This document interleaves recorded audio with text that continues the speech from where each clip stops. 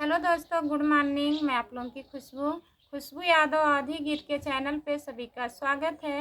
मैं आप लोगों के बीच में आज होली गीत सुनाने जा रही हूँ, जिसे फगुआ गीत भी बोलते हैं। आप लोग को कैसा लगेगा आप लोग कमेंट में ज़रूर बताइएगा और ढेर सारा प्यारा आशीर्वाद दीजिएगा हमारे गाने को।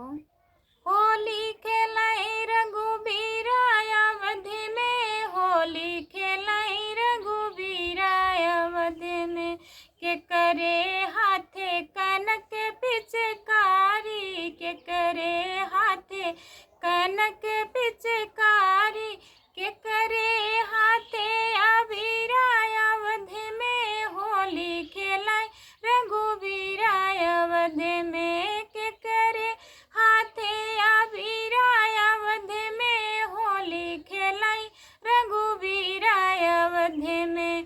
रामा के हाथे कनक पिचकारी, रामा के हाथे कनक पिचकारी, सीता हाथे अबीरा अवध में, होली खेले रघुबीरा अवध में, होली खेले रघुबीरा अवध में, होली खेले रघुबीरा अवध में, के करे हाथे कनक पिचकारी, के करे हाथे कनक पिचकारी, के करे हाथे अबीरा अवध में, होली खेलाई रघुबीरा अवध में, के करे हाथे अबीरा अवध में, होली खेलाई रघुबीरा अवध में।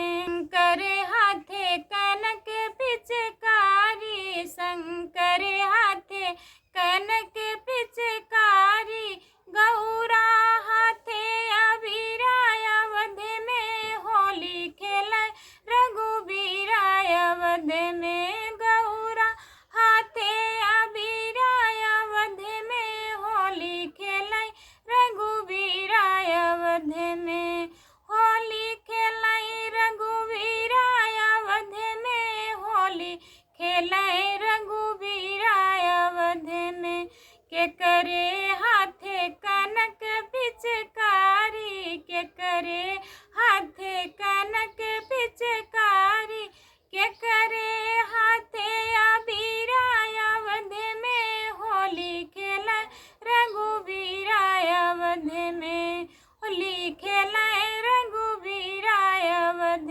कान्हा हाथे कनक पिचकारी, कान्हा हाथे कनक पिचकारी, राधा हाथे अबीरा अवध में, होली खेलाई रघुबीरा अवध में, राधा हाथे अबीरा अवध में, होली खेलाई रघुबीरा अवध में, होली खेलाई रघुबीरा अवध में, होली खेलाई रघुबीरा अवध में।